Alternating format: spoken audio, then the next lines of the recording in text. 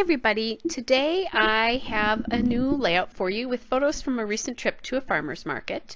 And the reason I took these photos is I'd been to the farmer's market the week before, but it was really rainy and yucky. And this was a beautiful day, warm day with blue skies, and I just wanted to document that I made it there. Now I'm using a really fun busy paper from Schmel Go Now Go, and actually everything in this layout is from Schmel Go Now Go. That background paper with the stripes is called Here.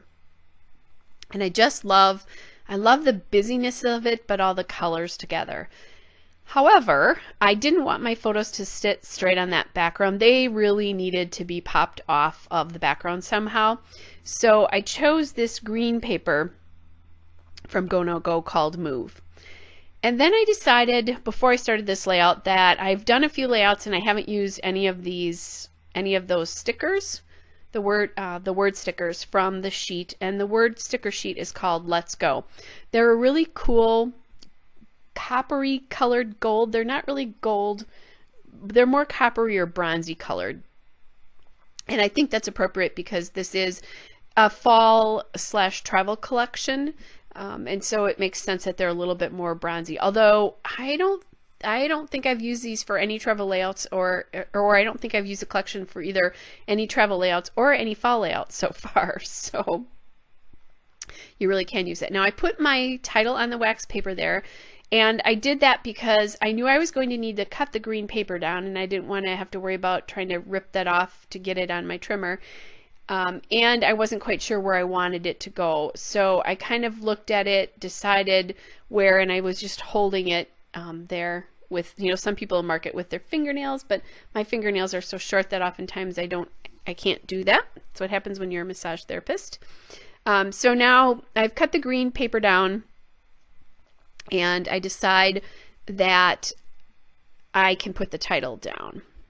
That's one of the nice things about having these phrase sticker or word sticker sheets, is it really takes a lot of the title work out for you. I just, like a lot of us, I have a hard time figuring out a title, and sometimes it's just nice to have a pre-made one done so you can just pull it off the sheet and move forward with your layout.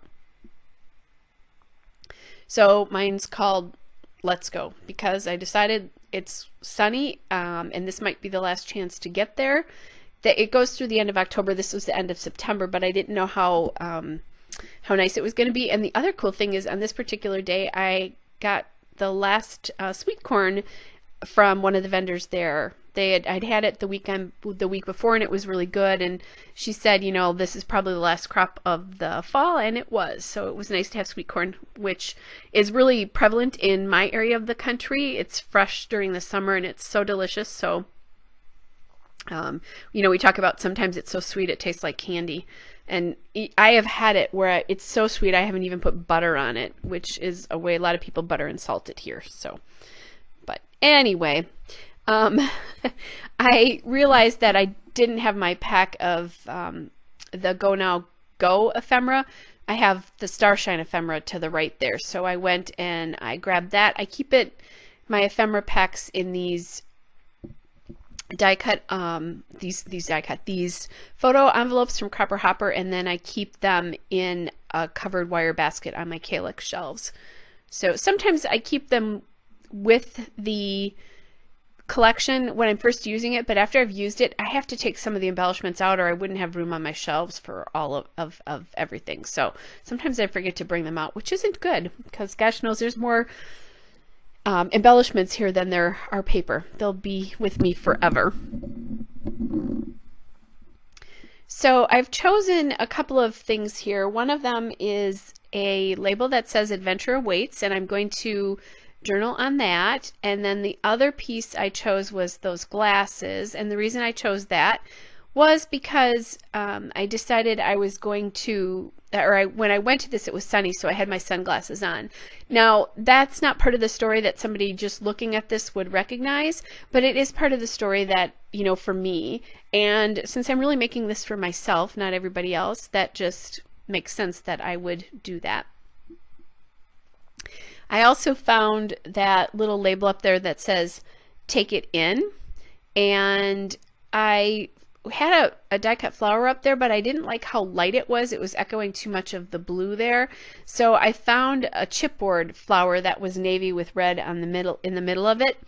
And that is from the chipboard sticker sheets, which is really just called stickers.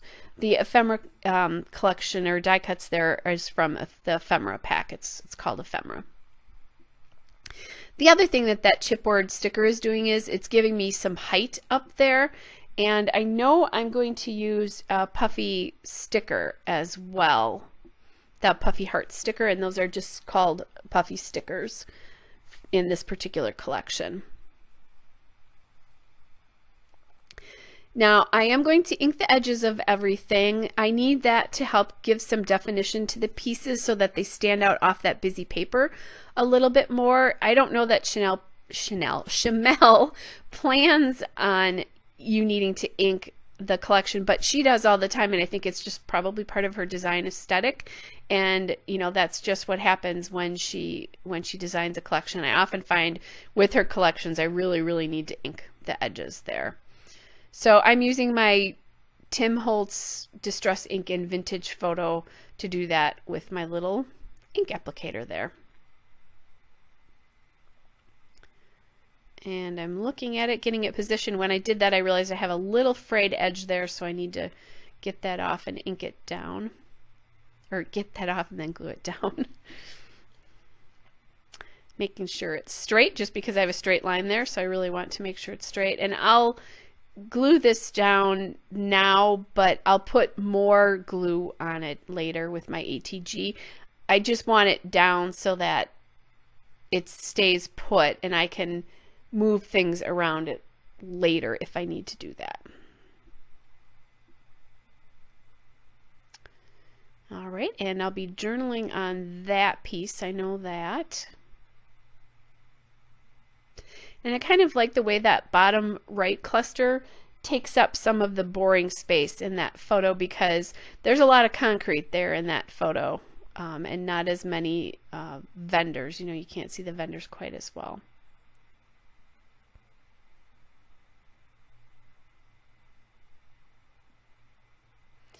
And I pulled those sunglasses up because I was having a hard time getting them up just with the edge of my scissors, because I didn't have my tweezers or my Cricut spatula handy. I find a little puffy heart there that says explore, and that gives that dimension down there. I don't remember what the other heart said, but it had, there was another heart on there. It said something else. Now I'm looking, I want something else up in that top cluster up there, but I'm not sure what it is. I want some more color up there other than just the red and the blue. So I'm kind of looking at what can I use, and I find that geotag, which is appropriate because it's you know, it's a location where I'm at. And as I'm doing this, I remember that that wood piece there is actually the border strip, and I didn't have it cut off. Now, one of the things I wish I had done is I wish I had cut it off the white on the bottom versus off the top, because I really did like how that looked. It looks fine, and only you and I are going to know that. You know, nobody's going to come and say, oh my gosh, this needs something at the top of here that's darker. But it was just another really cool element to that paper. So sad that I had to cut that off. I'll have to use that border strip on something else, because I do like it quite a bit. Now what I'm doing is I'm just getting my foam tape so I can put a little bit of it under that geotag to support it, because 3/4 of it is off the chipboard sticker, and it will stick to the paper eventually and look kind of funny if I don't get something under there. So that's what I'm doing. And now I like how the yellow is repeated in the heart and the yellow is repeated in the chipboard tag, or in the geotag there. And I'm just trying to get that to sit on there properly. All right, so now I did look at what the date of this was, but I forgot, and it's not on that photo. I don't usually date both photos. I usually date one of them, so of course it's not on that one, it's on the other photo, and I'm going to have to take part of the title off to get to the date so I can see what it is. Someday I will actually remember the date after I look at it. Oh well. At least they are dated, so I don't have to look them up every time. And the ATG is pretty forgiving, you know, it doesn't ruin your layout. It sometimes will take up a little bit of the paper underneath, but since it's underneath the photo, it doesn't matter.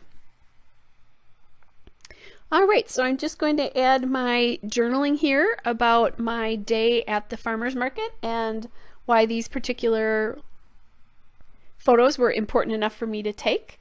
And I have a still shot and a couple of detail shots after I'm all done with that. Hope you are all well. I'll be back with another layout soon. Take care. Bye.